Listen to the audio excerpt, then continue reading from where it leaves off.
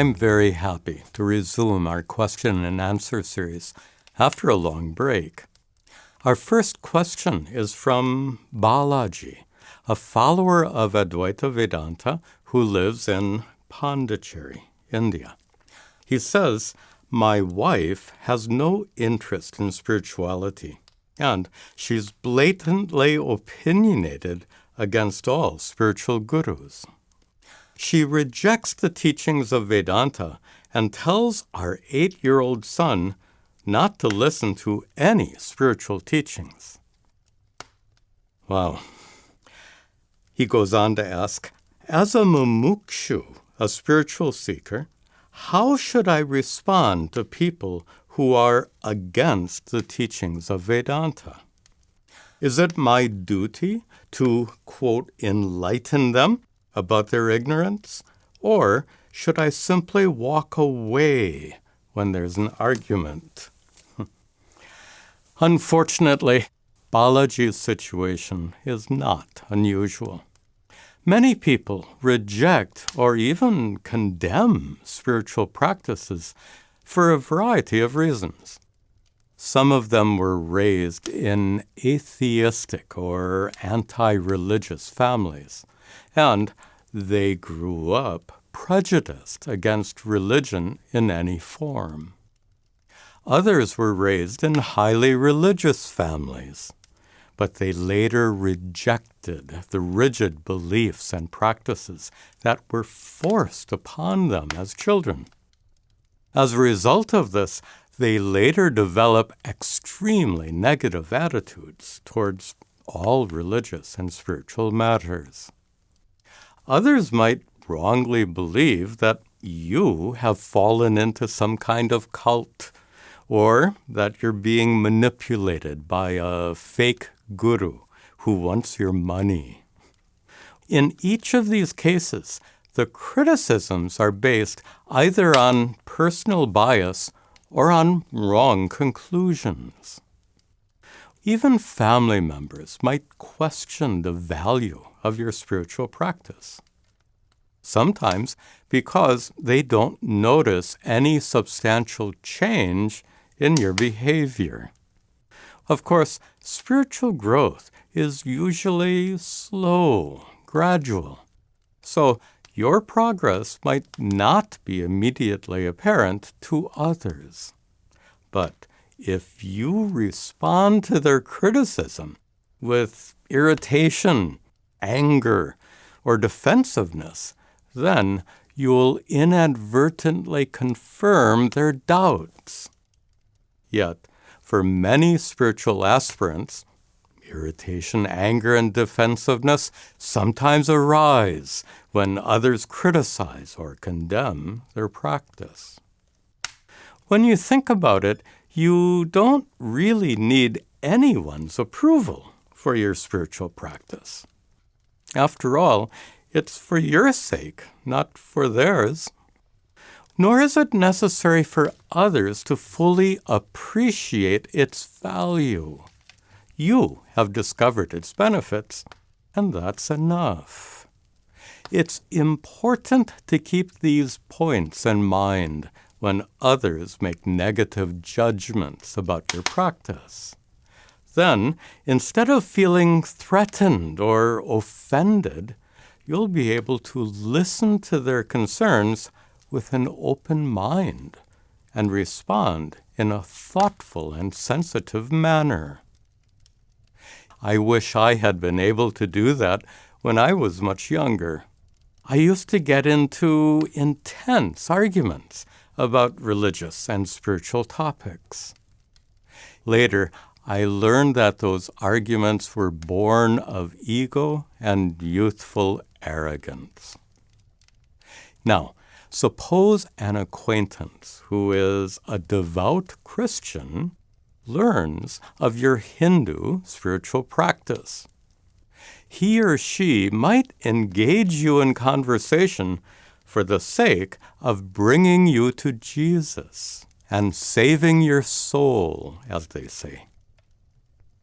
You might have already discovered that arguing with such people is a waste of time. even if they pretend to be open-minded and interested in a mutual exchange of ideas, they're probably motivated by an agenda to proselytize, to convert others to Christianity. This agenda is based on a biblical mandate to spread the message of Jesus. My guru once said that you should give such people a snack and cup of tea. Why? Because as long as their mouths are full, they can't say anything. Let's return to Balaji's question. He asked, "Is it my duty to enlighten them about their ignorance?" Everyone's duty, of course, is to follow Dharma.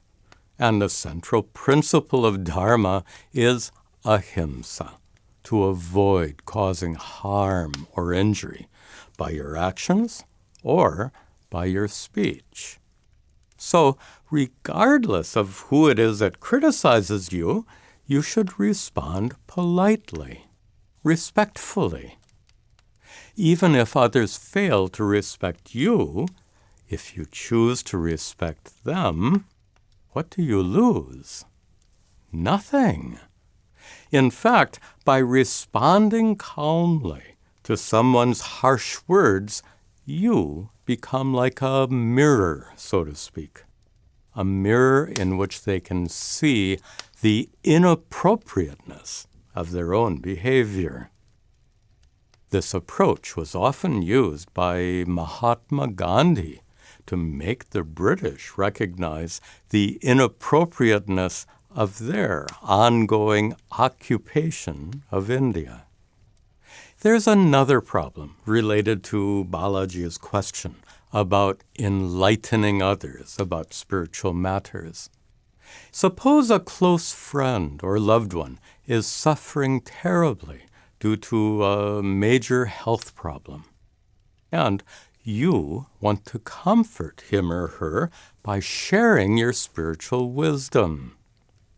Even though such intentions are good, the fact is, sharing your spiritual wisdom might not help the person at all.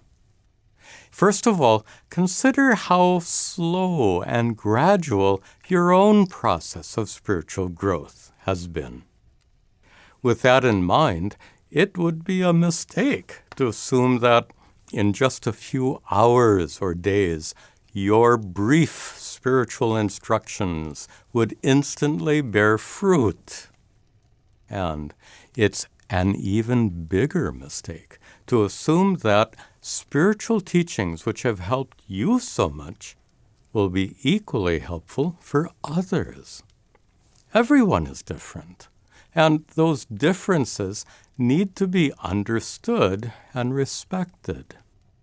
So, instead of sharing your spiritual wisdom, it would be far more helpful to simply comfort your friend or loved one with your companionship and emotional support.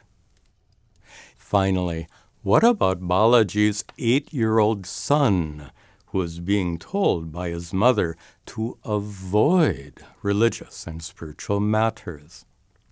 Over the years, I have seen again and again that in families where prayer and worship are regularly practiced, children tend to grow up with better values and attitudes than those with a purely secular upbringing.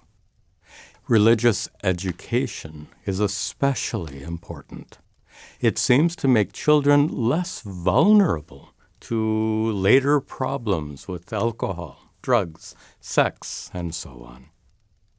Hindu children benefit tremendously when they're taught the stories, prayers, practices, and basic principles of Hinduism.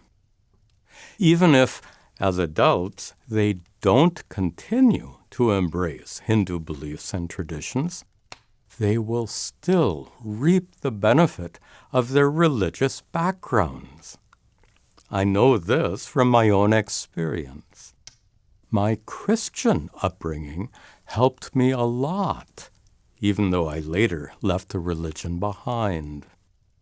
For all these reasons, it's clear that religious practices and education are extremely important for all children, regardless of their religion.